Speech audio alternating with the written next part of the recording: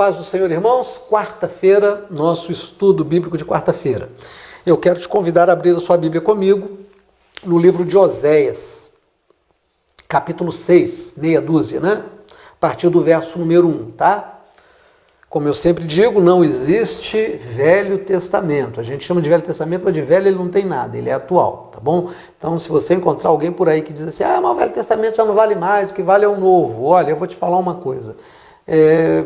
Essa pessoa está perdida, né? Se perdeu de alguma forma, se você puder, mostre para ela a verdade. Se não, ore por ela, tá bom? Mas não entra nessa conversa, não. Capítulo 6. Vinde e tornemos para o Senhor, porque Ele despedaçou e nos sarará. Fez a ferida e a ligará. Depois de 2 dias, nos dará a vida, e ao terceiro dia, nos ressuscitará, e viveremos diante dele. Conheçamos e prossigamos em conhecer o Senhor. Como a alva será a sua saída, e ele nos virá como a chuva, como chuva seródia que rega toda a terra. Que te farei, ó Efraim? Que te farei, ó Judá? Porque a vossa beneficência é como a nuvem da manhã, e como o orvalho da madrugada que cedo passa. Por isso os abati pelos profetas, e pela palavra da minha boca os matei. E os teus juízos sairão como a luz, porque eu quero misericórdia e não sacrifício, e conhecimento de Deus mais do que holocaustos. Amém.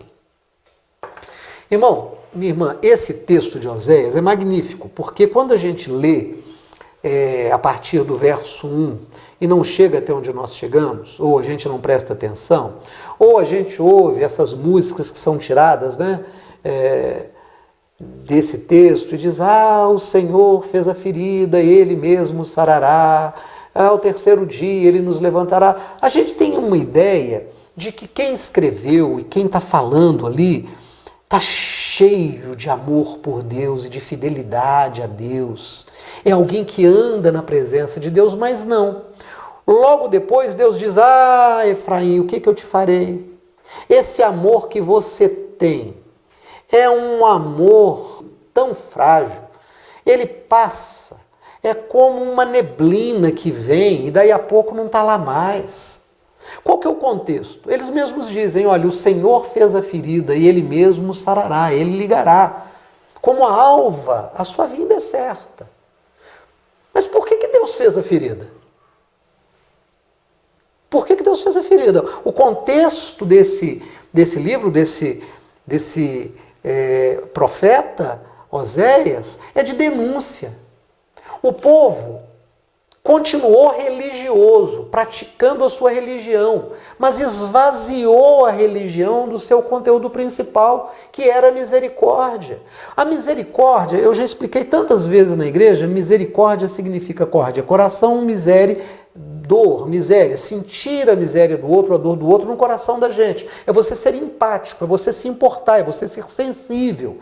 É como aquele samaritano da parábola que Jesus contou, ele foi misericordioso. Vendo aquele homem que tinha sido assaltado, caído ali para morrer, ele sentiu a dor daquele homem, sentiu a dor da família daquele homem, e ele abre mão do seu conforto, desce do seu animal, pega aquele corpo, coloca ali no animal, abre mão do seu dinheiro, porque ele paga o tratamento, deixa um dinheiro a mais, continua a sua vida, mas promete assumir o que for necessário. Né? Ao passo que na parábola de Jesus, havia passado ali um levita e havia passado também o sacerdote que não se importaram. Porque eles se mantiveram naquele texto que diz que o consagrado a Deus não coloca a mão em defunto. Então, eles nem chegaram para ver se o cara tinha morrido. Eles acharam melhor concluir que estava morto para não ter trabalho. Oséias é um livro de denúncia da religião que perde a sua essência, da religião que começa a ser trampolim para a busca de poder, da religião que se torna profissionalismo de enriquecimento, que se esvazia de manifestar na terra o caráter de Deus. Então, como eles fizeram isso, e eles usaram a lei para se enriquecer, você pode imaginar, eu estou aqui imaginando, né, que a política de Israel era uma política religiosa. Então vamos imaginar que algum assessor do sumo sacerdote, né, tivesse talvez aí 53 milhões de moedas dentro da sua sala. Vamos imaginar que obras estavam sendo feitas, né, talvez convênios com empresas ali da Síria, do Egito, né, mas a propina estava correndo. Vamos imaginar os juízes fazendo sentença conforme a necessidade de quem pagava mais.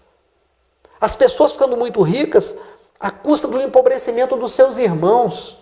Uma nação de miseráveis, controlada por um grupo de religiosos muito ricos. Então Deus vem e põe a mão, Deus pesa, Deus castiga. E quando Deus pesa a mão, o que eles fazem? Eles voltam para Deus, né, como diz a gíria, pianinhos.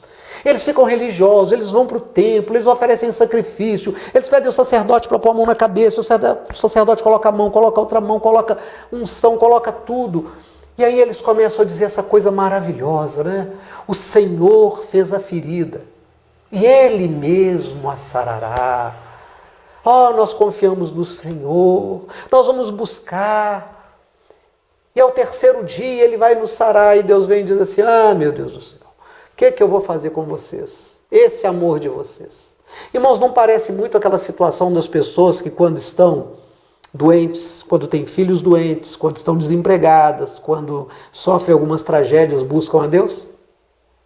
A pessoa levanta de madrugada para orar, a pessoa faz jejum, a pessoa se torna dizimista, se torna frequente na igreja. Ah, mas se você pisar no calo dela depois que isso passar, hein?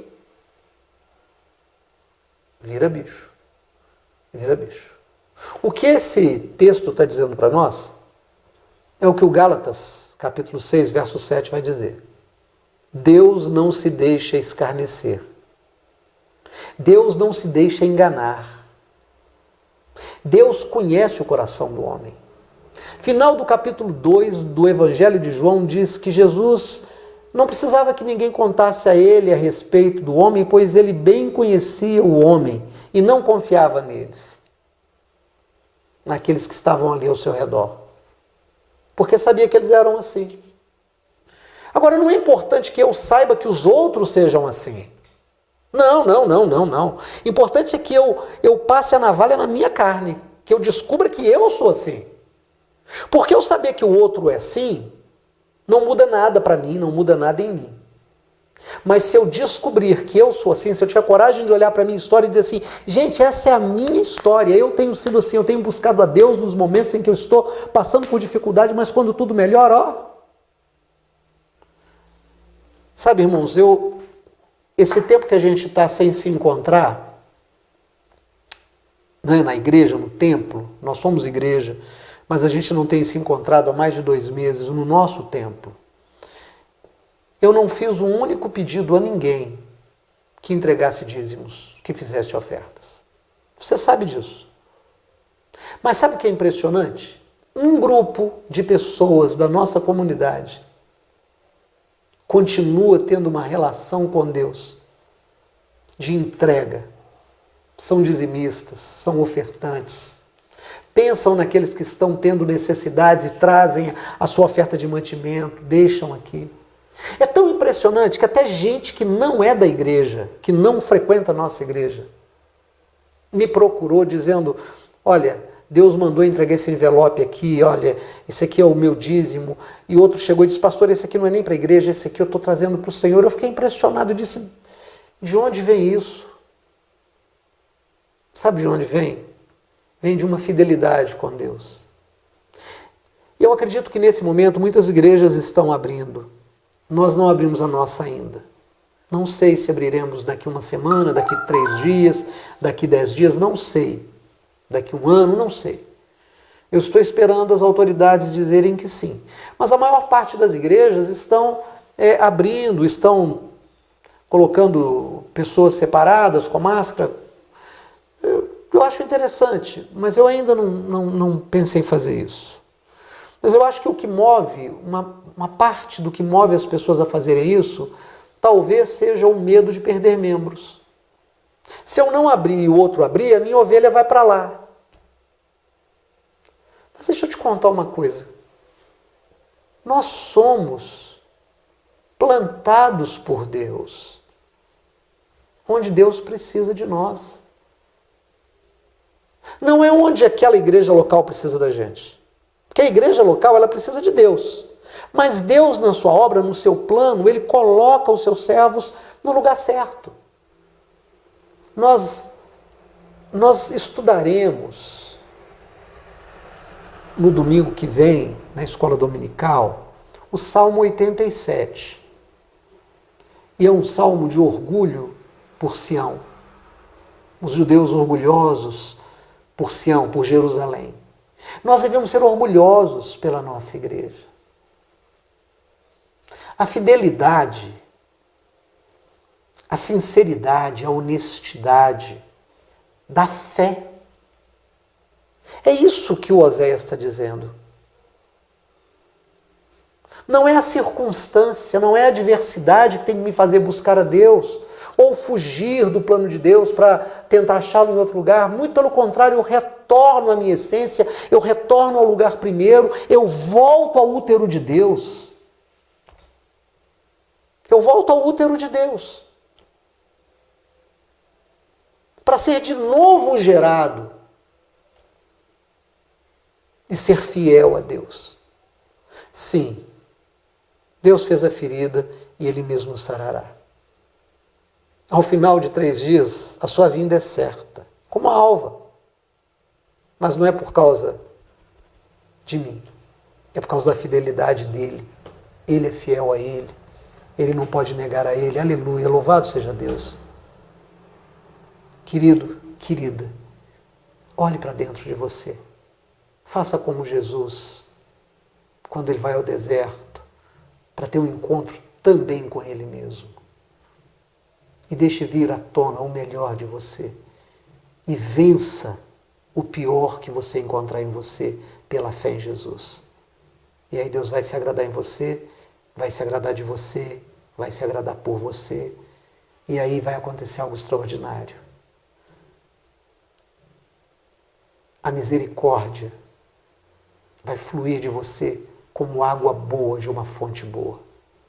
E é o que o Senhor Deus espera. Amém? Senhor, obrigado por esse texto. Fala conosco a cada dia pela Tua palavra, pela meditação dos nossos corações. Em nome de Jesus. Amém.